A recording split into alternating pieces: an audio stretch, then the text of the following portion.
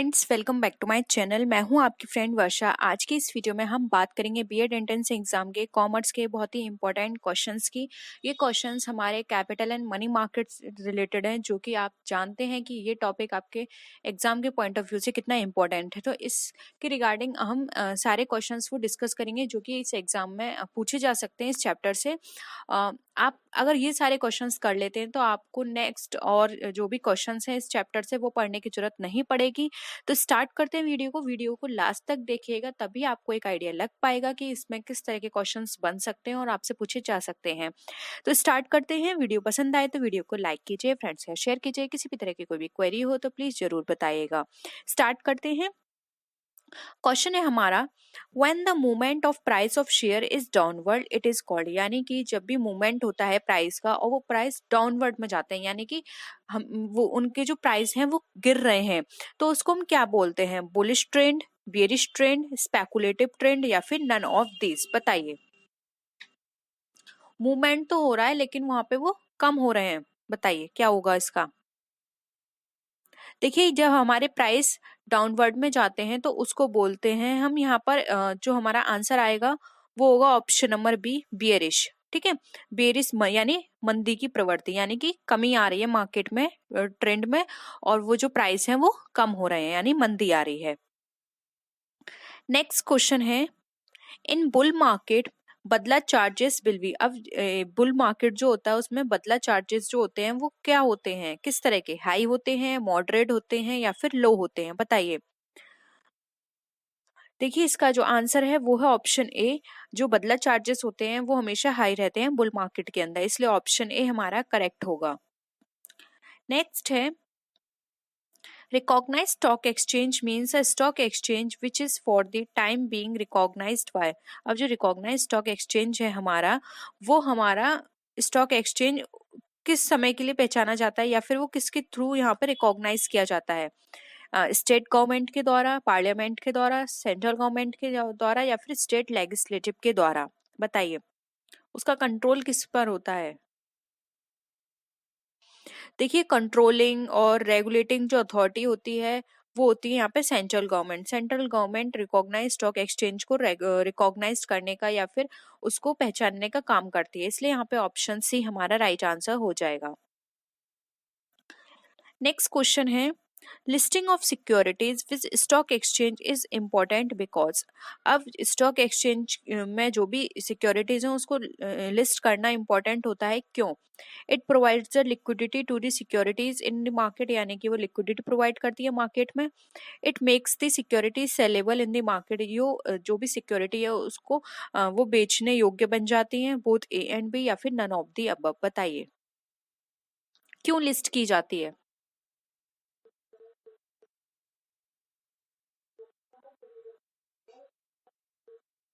देखिए, किसी भी स्टॉक एक्सचेंज में जब भी हम सिक्योरिटीज को लिस्ट करते हैं तो इसका मतलब यहाँ पर ये होता है कि वो सिक्योरिटीज मार्केट में लिक्विडिटी प्रोवाइड करेगी। It provides liquidity to the securities in the market. Okay, इसलिए यहाँ पे ऑप्शन ए हमारा राइट आंसर हो जाएगा। नेक्स्ट है, dash are allowed to the list their securities in the stock exchange. यानी कि क्या अलाउ करते, कौन कौन सी चीजें हैं जो अलाउ होती हैं सिक्योरिटीज एक्सचेंज की, सिक्योरिटीज एक्सचेंज में? बताइए। पब्लिक कंपनीज की सिक्योरिटीज अलाउ होती हैं, प्राइवेट कंपनी जो होती हैं वो अलाउ होती हैं, या फिर पब्लिक और प्राइवेट दोनों अलाउ होती हैं, या फिर नन ऑफ दी अबव? किस तरह की सिक्योरिटीज यहाँ पे अलाउबल होती हैं?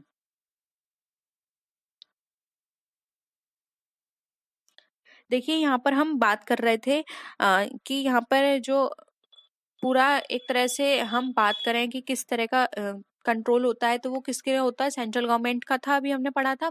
तो यहाँ पर जो सिक्योरिटी लिस्टेड होती हैं वो होती है हमारी पब्लिक कंपनी की। ऑप्शन ए यहाँ पे हमारा राइट आंसर हो जाएगा। पब्लिक कंपनी अलाउ होती है यहाँ पर अपनी सिक्योरिटीज लिस्ट कराने के लिए। नेक्स्ट क्वेश्चन है, a company with a paid up capital of over should list its securities on at least one more stock exchange in addition to the stock exchange of the region। यानी कि अधिक भुगतान वाली पूंजी वो कितनी amount होगा किसी भी कंपनी के लिए जो कि यहाँ पर स्टॉक एक्सचेंज के लिए अलाउ होगी, एक से एक कम से कम एक तो उसको किसी ना किसी स्टॉक एक्सचेंज में लिस्ट होना होगा, ठीक है। तो वो 4 करोड़ अमाउंट रखा गया है उसके लिए, 5 करोड़ रखा है, 1.5 करोड़ रखा है, या फिर 10 करोड़ रखा है। बताइए कितना उसका प्राइस होना चाहिए कि वो कम से कम एक स्टॉक एक्सचेंज में तो खुद को लिस्ट करा ले।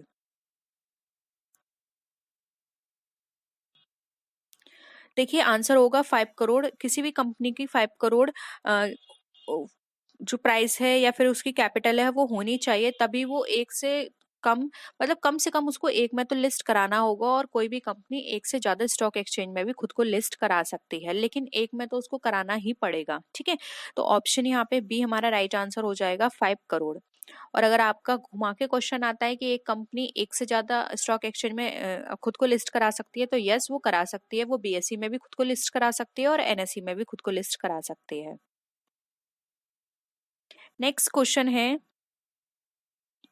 No person shall be liable to be elected as a member of recognise stock exchange if, यानी कि कोई भी पर्सन, यहाँ पर कोई भी व्यक्ति स्टॉक, अगर उसको वहाँ पे वो रिकॉग्नाइज स्टॉक एक्सचेंज है वहां पर उत्तरदायी नहीं होगा। कौन सा पर्सन वहां पे इलेक्ट नहीं हो सकता? अगर उसकी 21 साल से कम एज है वो, या फिर वो भारत का नागरिक यानी कि सिटीजन नहीं है वो, बोथ ए एंड बी, या फिर नन ऑफ दी अबव। बताइए कौन सा पर्सन इलेक्ट नहीं हो सकता किसी भी रिकॉग्नाइज स्टॉक एक्सचेंज में।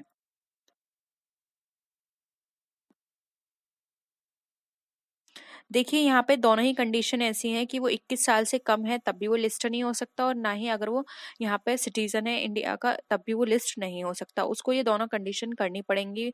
उसको सिटीजन होना चाहिए इंडिया का तभी इलेक्ट हो सकता है, और वो 21 साल से ऊपर का होना चाहिए। इसलिए बोथ ए एंड बी हमारा राइट आंसर हो जाएगा।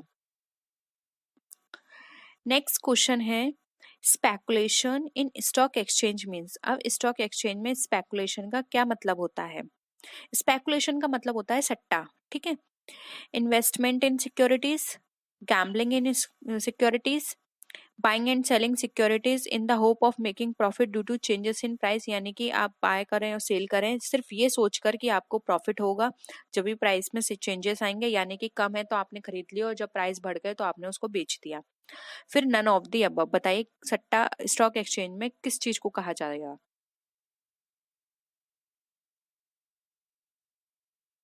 देखिए अगर हम इन्वेस्ट करें तो इन्वेस्ट यहाँ पे प्रॉपर मीनिंग इसका नहीं निकल कर आएगा, क्योंकि इन्वेस्ट जरूरी नहीं है सिर्फ स्टॉक एक्सचेंज में हो। इन्वेस्ट हम बहुत सारी चीजों में भी करते हैं, जैसे कि रियल एस्टेट में करते हैं, गोल्ड में करते हैं, ठीक है। गैम्बलिंग, गैम्बलिंग ये एक तरह से इलीगल वर्ल्ड हो गया। हम गैम्बलिंग यहाँ पे परफेक्ट वर्ल्ड नहीं है इसके लिए, क्योंकि ये सारी चीजें तो हम लीगली कर रहे हैं, और गैम्बलिंग एक लीगल वर्ल्ड को शो कर रहा है, जैसे हम लीगल एक्टिविटी कोई कर रहे हो, ठीक है। तो गैम्बलिंग भी नहीं होगा, इन्वेस्टमेंट भी नहीं होगा। ऑप्शन सी यहाँ पे हमारा करेक्ट आंसर हो जाएगा, क्योंकि देखिए स्टॉक एक्सचेंज में पर्सन क्यों इन्वेस्ट करता है कि उसको कुछ प्रॉफिट हो, और हर पर्सन यही सोचता है कि जब प्राइस कम होंगे तब मैं इन शेयर्स को खरीदूंगा, और जब प्राइस हाई हो जाएंगे तो मैं सेल कर दूंगा। तो ये कोई इलीगल या फिर ये कोई ऐसी एक्टिविटी नहीं है जिसमें आपको कुछ ना कुछ या फिर सरकार की तरफ से आपका रिस्ट्रिक्शंस हो। ये तो गवर्नमेंट खुद बोलती है कि स्टॉक एक्सचेंज में इन्वेस्ट करो, और इसमें आपका टैक्स भी जो है वो कम लगता है। तो इस तरह की एक्टिविटी का मेन पर्पस ही यही होता है कि आप इन्वेस्ट करोगे, तो जिन कंपनी में आप इन्वेस्ट करे हो फर्दर इन्वेस्ट करेंगे बाहर कंट्री से, तो हमारी गवर्नमेंट को भी हेल्प होगी, उनको भी रेवेन्यू मिलेगा और हमको भी प्रॉफिट मिलेगा, क्योंकि हर कोई प्रॉफिट के पर्पज से ही करता है, कोई भी लॉस के पर्पज से यहाँ पे इन्वेस्ट नहीं करता है। इसलिए ऑप्शन सी हमारा राइट आंसर हो जाएगा। नेक्स्ट क्वेश्चन है, new issue market is concern with. अब जो न्यू इशू मार्केट है वो किससे कंसर्न होती है? न्यू सिक्योरिटीज से, सेकंड हैंड सिक्योरिटीज से, new as well as second hand securities, या फिर नन ऑफ दी अबव। बताइए। देखो आप यहाँ पे नाम से ही इजिली पहचान सकते हैं, न्यू इशू मार्केट की बात की जा रही है, या फिर न्यू इशू मार्केट का मतलब है यहाँ पर न्यू सिक्योरिटीज इशू होती है, ठीक है। तो यहाँ पे ऑप्शन ए राइट आंसर हो जाएगा। न्यू सिक्योरिटीज में हम न्यू सिक्योरिटीज यहाँ पे लिस्ट की जाती हैं, यहाँ पर उनको इशू किया जाता है फर्स्ट टाइम, जिसको हम न्यू इशू मार्केट बोलते हैं। नेक्स्ट है, बहुत ही सिंपल क्वेश्चन है और एग्जाम में बहुत पूछा जाता है ये वाला क्वेश्चन, कि जो फर्स्ट स्टॉक एक्सचेंज है वो हमारा इंडिया में कहाँ, कब सेटअप किया गया था, या फिर कहाँ सेटअप किया गया था? कैलकाटा, मुंबई, चेन्नई, या फिर दिल्ली? बताइए। देखिए यहाँ पे फर्स्ट स्टॉक एक्सचेंज की बात करें तो वो हमारा सेटअप हुआ था मुंबई में, और वो कौन सा था ये भी नोट कर लीजिए, ये था हमारा बीएससी। बीएससी की फुल फॉर्म है बॉम्बे स्टॉक एक्सचेंज, ठीक है। इसके बाद जो सेटअप हुआ था दूसरा वो था हमारा एनएसई, यानी नेशनल स्टॉक एक्सचेंज। तो फर्स्ट और ओल्डेस्ट स्टॉक एक्सचेंज पूछें तो वो है हमारा बीएससी, और जो इसका हेडक्वार्टर कहाँ है, मुंबई में, और फर्स्ट टाइम ये सेटअप हुआ था मुंबई में, ठीक है। होप यहाँ पर आपको सारी चीजें क्लियर हो रही हैं। कैपिटल एंड मनी मार्केट से एग्जाम में बहुत पूछा जा रहा है, तो आप इसको बहुत अच्छे से पढ़ लीजिएगा। वैसे हमने इसमें सब वो सारे क्वेश्चंस कवर करे हैं जो आपके एग्जाम में आ सकते हैं, ठीक है। आपको इससे अलग पढ़ने की जरूरत नहीं है, बस इन्हीं क्वेश्चंस को बहुत अच्छे से समझ लेंगे तो आपको कैपिटल एंड मनी मार्केट का कॉन्सेप्ट क्लियर हो जाएगा। नेक्स्ट है new shoe market is an integral part, यानी कि न्यू शू मार्केट जो है वो किसका इंटीग्रल, इंटीग्रल का मतलब होता है एक अभिन्न मुख्य हिस्सा है स्टॉक एक्सचेंज का, कैपिटल मार्केट का, बोथ ए एंड बी, या फिर नन ऑफ दिस, बताइए।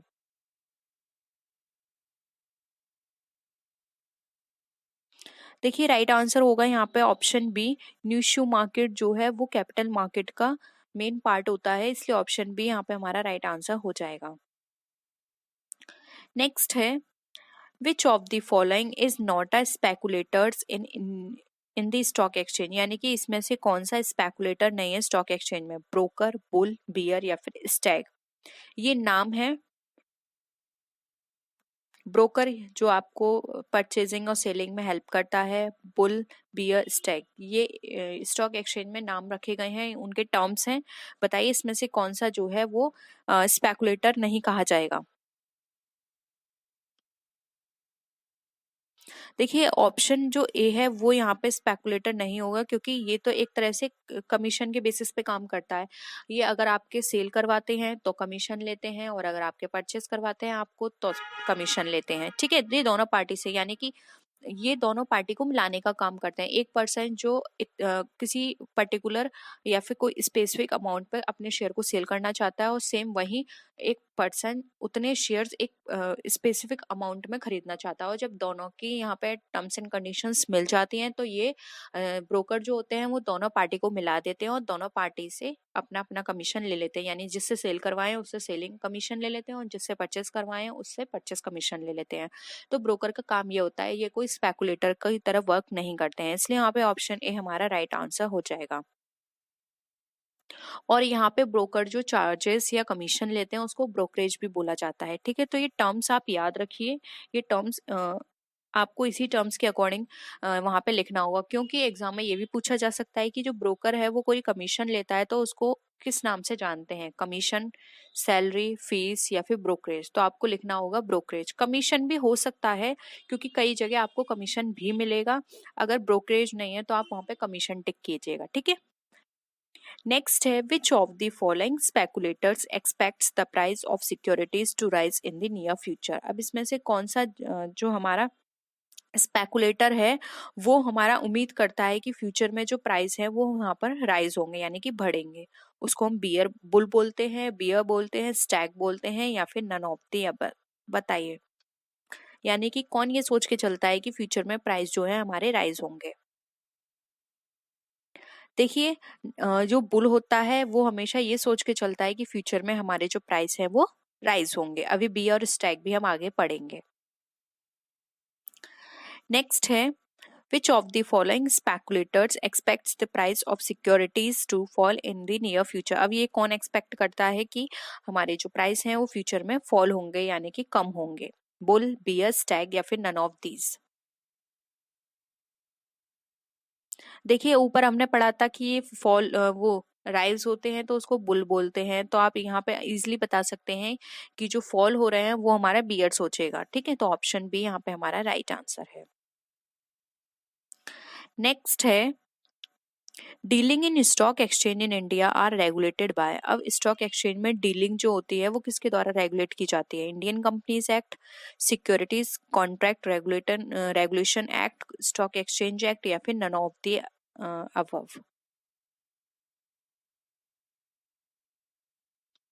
देखिए जो भी डीलिंग होती है हमारे स्टॉक एक्सचेंज के अंदर वो हमारी रेगुलेट की जाती है सिक्योरिटीज कॉन्ट्रैक्ट रेगुलेशन एक्ट के द्वारा।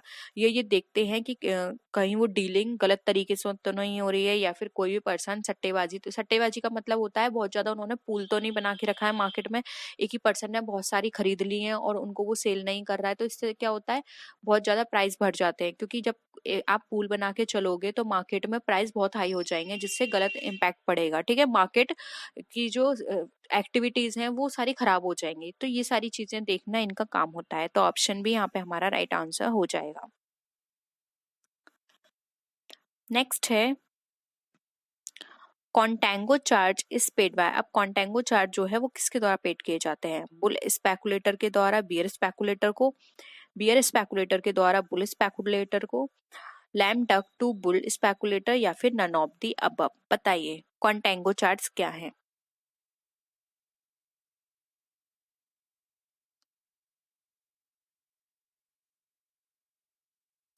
बताइए। देखिए यहाँ पे कॉन्टेंगो चार्ज की बात की जा रही है, तो यहाँ पर जो इसका राइट आंसर होगा वो होगा यहाँ पे ऑप्शन नंबर हमारा ए। ये बुल स्पेकुलेटर के द्वारा बियर स्पेकुलेटर को पे किए जाते हैं कॉन्टेंगो चार्जेस।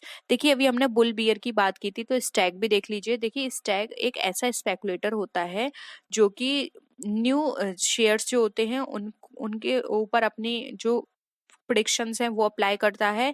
ये मार्केट में सिक्योरिटीज को खरीदता नहीं है, लेकिन ये अपनी जो भी प्रिडिक्शंस हैं सोल्ड करवाने के लिए उसको प्रीमियम लगाकर उसको, मतलब खरीदता नहीं है लेकिन जो भी सेल होती हैं उसके ऊपर अपना प्रीमियम लगा के उसको सेल करवाता है। ठीक है, न्यू कंपनीज के। तो याद रखिएगा अगर ये बात की जाए कि न्यू इश्यू में कौन सा स्पेकुलेटर वर्क करता है तो वो है हमारा स्टैग। वहीं अगर हम लैम डक की बात करें जो भी आपने पढ़ा था, तो जब कोई भी बियर स्पेकुलेटर ये फाइंड आउट करने में उसको बहुत डिफिकल्टी होती है किसी भी तरह के कमिटमेंट को, तो वहां पे वो बहुत तरह की स्ट्रगलिंग करता है, तो वहां पर उसको लैम डक बोला जाता है। ठीक है, और इन सब चीजों को हम दोबारा जब हम थ्योरी क्लासेस करेंगे तो वहां भी डिस्कस कर लेंगे, और अगर आपको क्लियर हो गया है तो आप बता दीजिएगा, नहीं तो हम और चीजें करेंगे क्योंकि हमारे पास अभी बहुत सारा मैटर है डिस्कस करने के लिए। तो हम अगर आपको पहले से ये सारी चीजें पता है तो हम उनको डिस्कस नहीं करेंगे। ठीक है, अब है बदला चार्ज। बदला चार्ज इज पेड बाय। अब बदला चार्ज किसके द्वारा पेड किया जाता है? बुल स्पेकुलेटर के करता है बियर स्पेकुलेटर को, बियर स्पेकुलेटर करता है बुल स्पेकुलेटर को, इधर ए और बी और बियर स्पेकुलेटर टू सेबी, यानी बियर स्पेकुलेटर करेगा सेबी को। बताइए बदला चार्जेस कौन पे करेगा?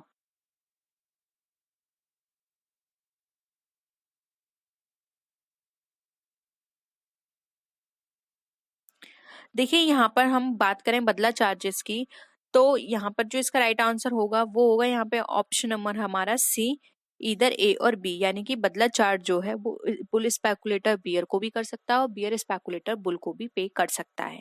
ऑप्शन सी यहाँ पे हमारा राइट है। नेक्स्ट है listing of securities in a stock exchange for the purpose of trading indicates date.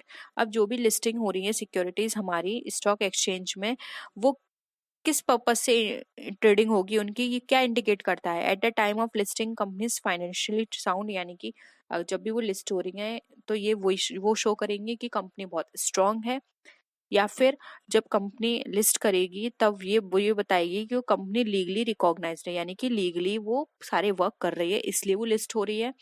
Third है हमारा the stock exchange guarantees about the financially soundness of A company, यानी कि स्टॉक एक्सचेंज एक तरह से ये गारंटी दे देगा कि हाँ ये फाइनेंशियली साउंड है। बताइए अगर कोई भी कंपनी लिस्ट होती है तो वो क्या इंडिकेट करती है?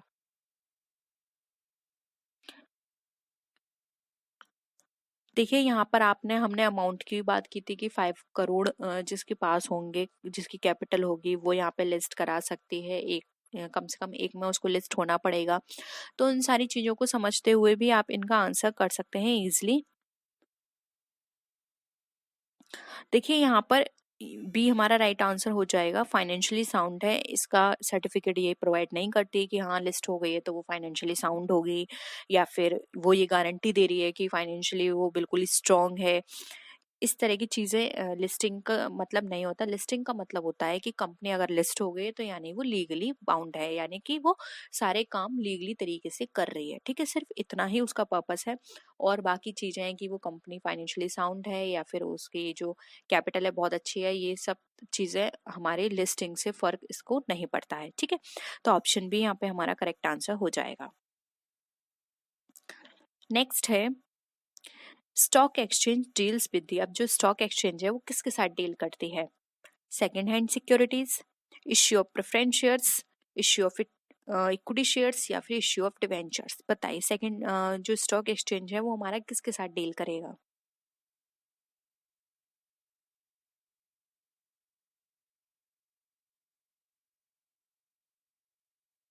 देखिए स्टॉक एक्सचेंज जो होते हैं वो हमारे डील करते हैं सेकेंड हैंड सिक्योरिटीज से, इसलिए ऑप्शन ए राइट है।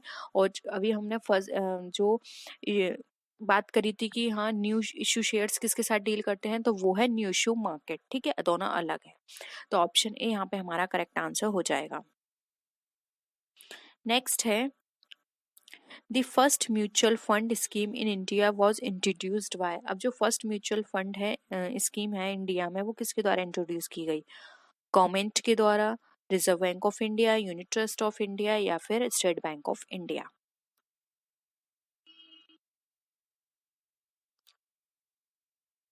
देखिए आंसर होगा यहाँ पे ऑप्शन सी।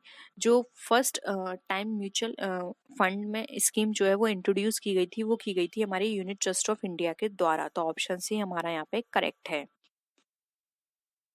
नेक्स्ट है the securities contracts regulation act came into force with effect from. अब जो सिक्योरिटी एक्सचेंज कॉन्ट्रैक्ट जो है हमारा वो हमारा कब लागू हुआ था? 1949, 1954, 1956 या फिर 1957? बताइए। लागू होने की बात कर रहे हैं, याद रखिएगा।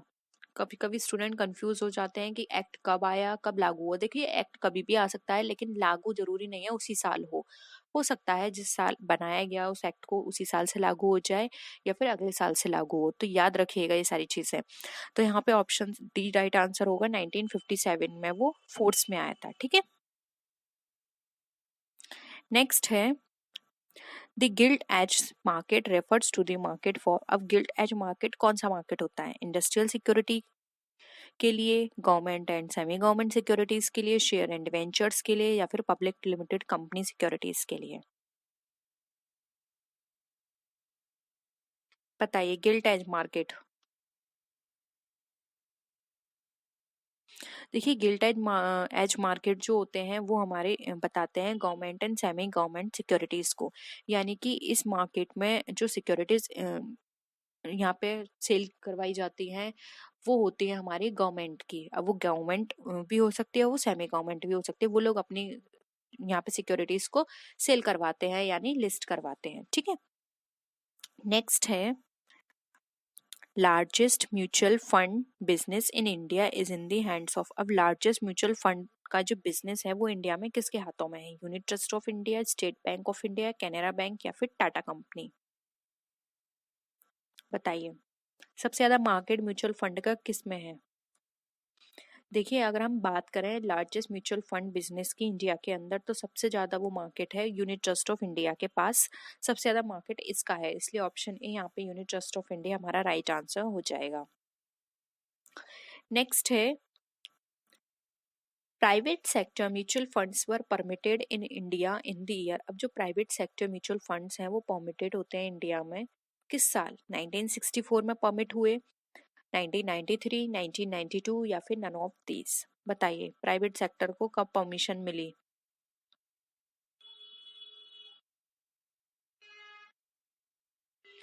राइट आंसर हो जाएगा ऑप्शन बी, 1993 में। 1993 में इनको परमिशन मिल गई थी प्राइवेट सेक्टर को कि वो म्यूचुअल फंड में भी यहाँ पर अपनी सिक्योरिटीज निकाल सकते हैं जिससे कि लोग यहाँ पर इन्वेस्ट कर पाए।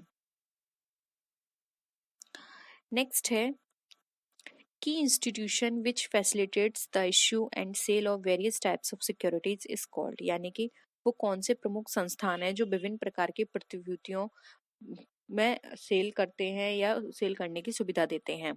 Stock exchange, primary market, SEBI या फिर नन ऑफ दीज? बताइए। यहाँ पे की इंस्टीट्यूशंस की बात हो रही है, तो याद रखिएगा की इंस्टीट्यूशन की बात हो जब भी, तो वहाँ पे आ जाता है हमारा स्टॉक एक्सचेंज। ऑप्शन ए यहाँ पे हमारा राइट है, क्योंकि स्टॉक एक्सचेंज के द्वारा ही ये सारी एक्टिविटी कंडक्ट की जाती है।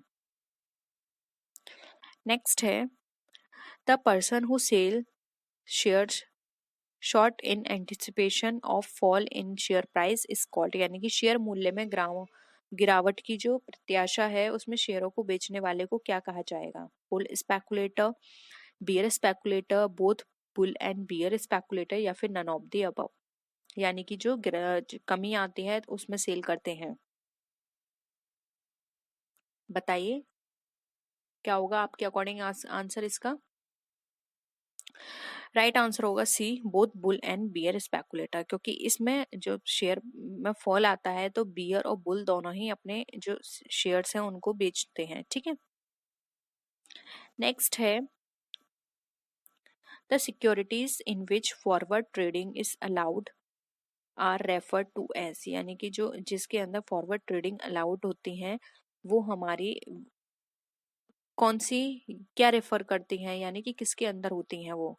स्पेसिफाइड सिक्योरिटीज के अंदर, परमिटेड सिक्योरिटीज के अंदर, लिस्टेड क्लियर्ड सिक्योरिटीज, या फिर अनस्पेसिफाइड सिक्योरिटीज? बताइए किसके अंदर फॉरवर्ड ट्रेडिंग हमारी अलाउ होती है? देखिए स्पेसिफाइड ट्रेडिंग वो ट्रेडिंग होती है, सॉरी स्पेसिफाइड सिक्योरिटी वो सिक्योरिटीज होती है जिसके अंदर फॉरवर्ड ट्रेडिंग हम कर सकते हैं। तो ऑप्शन ए यहाँ पे हमारा राइट आंसर हो जाएगा। नेक्स्ट है the securities listed on some of the recognized stock exchange when permitted to be traded by those stock exchange where they are not listed are called, यानी कि ऐसी securities जो कि रिकॉग्नाइज्ड स्टॉक एक्सचेंज के अंदर permitted है trade करने के लिए, हालांकि वो उसमें लिस्ट नहीं है तब भी वो उसमें सेल कर सकती हैं, वो इसके लिए उनको परमिशन मिली हुई है, वो कौन सी सिक्योरिटीज होती हैं? Unspecified securities, listed securities, permitted securities, या फिर नन ऑफ दी अबव? बताइए। देखिए आप यहाँ पे नाम से ही पहचान सकते हैं कि यहाँ पर वो लिस्ट नहीं है फिर भी उनको परमिशन मिल रही है, तो परमिटेड सिक्योरिटीज ही होंगी, इसलिए ऑप्शन सी यहाँ पे हमारा राइट है। ठीक है, अब देखिए यहाँ पर आप समझ गए हैं कि आपने यहाँ पर क्या समझा? स्पेसिफाइड में आप समझ गए कि स्पेसिफाइड सिक्योरिटीज वो सिक्योरिटीज होती हैं जिसमें फॉरवर्ड ट्रेडिंग होती है, और परमिटेड सिक्योरिटीज वो सिक्योरिटीज होती हैं जो कि लिस्ट नहीं है फिर भी स्टॉक एक्सचेंज के अंदर खुद को ट्रेड कर सकती हैं। ठीक है, अब बचा हमारा अनस्पेसिफाइड ट्रेडिंग। तो यहाँ पर आप अगर अनस्पेसिफाइड ट्रेडिंग की बात करें तो आप इसका मीनिंग भी समझ लीजिए। अनस्पेसिफाइड ट्रेडिंग वो होती हैं जो फॉरवर्ड ट्रेडिंग उनको अलाउ नहीं होती है, और लिस्टेड सिक्योरिटीज वो होती हैं जो किसी ना किसी स्टॉक एक्सचेंज में लिस्ट होती हैं। ठीक है, नेक्स्ट है the stock exchange division in ministry of finance had issued guidelines on good and bad delivery of documents on, यानी कि जो हमारा वित्त मंत्रालय था यानी कि मिनिस्ट्री ऑफ फाइनेंस, उसने एक्सचेंज डिवीजन में स्टॉक एक्सचेंज डिवीजन ने दस्तावेजों के अच्छे और बुरे वितरण का निर्देश कब जारी किए थे? आपको वो डेट बतानी है। 30 अगस्त 1991, 15 जुलाई 1964, 30 मार्च 1986, या फिर 19 मई 1966 में? बताइए कब वो गाइडलाइन उन्होंने जारी की थी। देखिए ये जो गाइडलाइन आई थी कि कौन सी गुड डिलीवरी होगी कौन सी बैड डिलीवरी होगी, इसके ऊपर जो डॉक्यूमेंट्स उन्होंने इशू किए थे वो हुए थे 30 अगस्त 1991 को। ठीक है, तो यहाँ पे ऑप्शन ए जो है वो हमारा राइट आंसर हो जाएगा।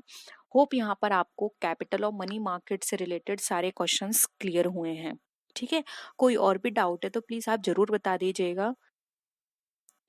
नेक्स्ट है when the movement of price of share is upward, आपने पहले डाउनवर्ड पढ़े थे, अब यहाँ पर है अपवर्ड, जब हमारे प्राइस का मूवमेंट शेयर का मूवमेंट हो रहा है, लेकिन वो मूवमेंट कब हो रहा है जब हमारे प्राइस अपवर्ड में है, तो उसको क्या बोले? बुलिश, बेरिश, स्पेकुलेटिव, या फिर नन ऑफ दी? बताइए। ऑब्वियस है, जब हमारे डाउनवर्ड थे तो उसको हमने बेरिश नाम दिया था, तो यहाँ पर इसका जो हो जाएगा वो हो जाएगा बुलिश, यानी कि मूवमेंट हो रहा है और वो अपवर्ड में हो रहा है तो वो है बुलिश, और मूवमेंट हो रहा है लेकिन वो डाउनवर्ड में हो रहा है तो वो है बेरिश। ठीक है, तो ऑप्शन ए यहाँ पे हमारा राइट आंसर है। तो ये थे हमारे कैपिटल एंड मनी मार्केट से रिलेटेड क्वेश्चंस, जिसमें हमने वो सारे क्वेश्चंस डिस्कस कर लिए जो कि आपके इस चैप्टर से बनते हैं, और घुमा फिरा के यहीं से ही क्वेश्चंस आएंगे, कहीं बाहर से क्वेश्चंस नहीं आएंगे। आप ये भी पढ़ लेते हैं तो आपका पूरा कंटेंट क्लियर है। और कोई भी अगर आपको डाउट है तो प्लीज़ ज़रूर बता दीजिएगा कमेंट सेक्शन में, टेलीग्राम ग्रुप पर आप मैसेज कर दीजिएगा, हम वहाँ पर आपको रिप्लाई कर देंगे जल्द से जल्द। और वीडियो पसंद आए तो वीडियो को लाइक कीजिए, अपने फ्रेंड्स के शेयर कीजिए, किसी भी तरह की कोई भी क्वेरी हो तो प्लीज़ ज़रूर बताइएगा। तो नेक्स्ट वीडियो में फिर मिलते हैं आपसे और विच वीडियोज़ के साथ, तब तक के लिए टेक केयर, बाय बाय।